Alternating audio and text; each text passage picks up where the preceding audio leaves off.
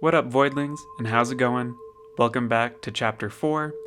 This chapter is wild, and it covers pages 77 to 102. Not much to say before we start, except I'm still considering making these smaller, just haven't decided yet. Okay, hope you've got your bowl ready. Let's get into it. So when we left off, Daddy Ryu was pinned down and Meathead had just arrived. So this chapter starts with Ryu exclaiming, "We're finished." And then tires are screeching, the soldiers scatter as a truck barrels through their ranks. It's Kaneda and Kei to the rescue. And just in the nick of time too. Kaneda smashes into a wall and Kei has 26 and Ryu jump in and Kaneda begins to peel out. And we get a hilarious panel of the soldiers jumping onto the car while Kaneda uses his free foot to kick a guy off. Just then, Masaru arrives, escorted by 4 goons, all with the same dope hair and sick sunglasses. Tires screech once again as the vehicle the group was using to escape flies down the bridge. The military think they have the group cornered.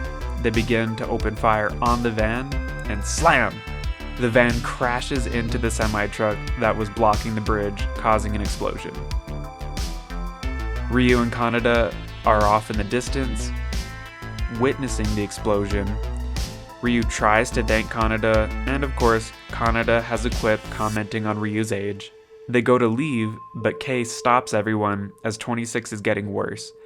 He's on the floor gasping in pain, the walls around everyone start to crack, and 26 gets a flash of Masaru looking bored as hell. Masaru suddenly appears in the drainage ditch with everybody, and Ryu pulls out his gun. Masaru, however, is unfazed and calls 26 by his name, Takashi. This shocks Kei and Ryu. Masaru then beckons Takashi to come home and reveals the number 27 on his hand, while saying, "We are not like the others, we can't live outside." 26 begs for a pill. Ryu grabs 26 and shouts at him, "Takashi? Is that your name?" And then looks off at Masaru saying, "But if you're Takashi, who is Akira?" Man, page 88, and we get the most important question of the story, and we still have 3/4 of the first volume to go through, and then 5 more volumes after that. Masaru responds, "Not me." Kei is shocked. Kaneda, confused, naturally. And Meathead arrives, pissed that they know of Akira, and he stands there menacingly. Meathead's forces surround our group. Meathead calls for Ryu to stop fighting, and Takashi is still begging for pills. Meathead calls out Ryu, saying how he has to re-examine his security. Kei is even surprised, asking Ryu what he did.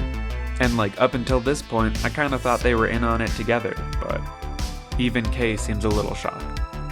Kaneda steps up, taking the gun from Kei. He kicks 26, probably to his own satisfaction, jumps on top of him, and threatens to blow 26 back. Meathead scolds Kaneda, and again, Kaneda, always defiant, jokes back.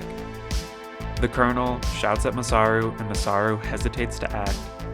Kaneda is getting antsy and yells at the two to stop talking, and then whispers to Takashi that he won't hurt him. Masaru tells Meathead to give Takashi a pill, and Meathead refuses. Takashi calls out to Masaru, again, for another pill. Kaneda thinks he won, but then Masaru takes action. The water swirls around Kaneda. Meathead smiles, thinking he's now got the upper hand. Kei and Ryu freak, and the water lifts up, which panics Kaneda.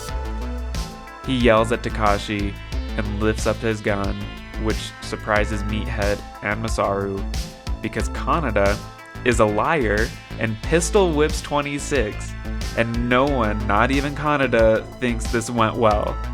The ground opens up, and a slab of concrete then lifts up, tossing Kaneda.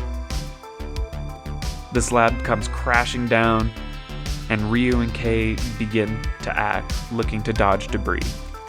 We then get a panel showing that the whole drainage ditch is going wild, with everything breaking apart. but honestly, they look to be scrambling, trying not to get crushed.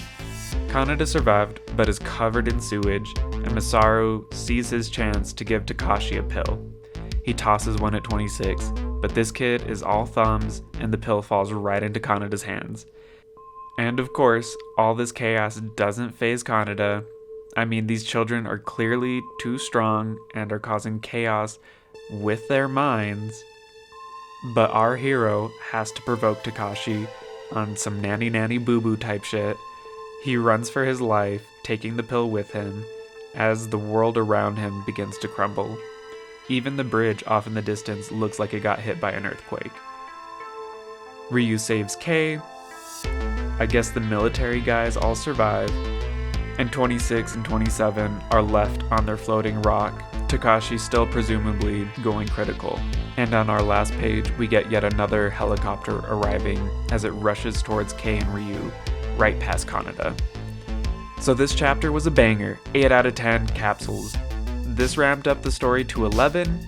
I still wouldn't say it's heady. It hasn't gotten into, or at least hasn't explored, the psychic abilities and how they work, which I'm assuming will explain how consciousness and reality play together in this universe of Akira, which may have some hidden truths about our own reality. Who knows? And clearly there are more of these kids, or people, because kids aren't people, who have psychic abilities, because we know Takashi is 26 and Masaru is 27, but, and spoiler alert, I'm going to be talking about the movie.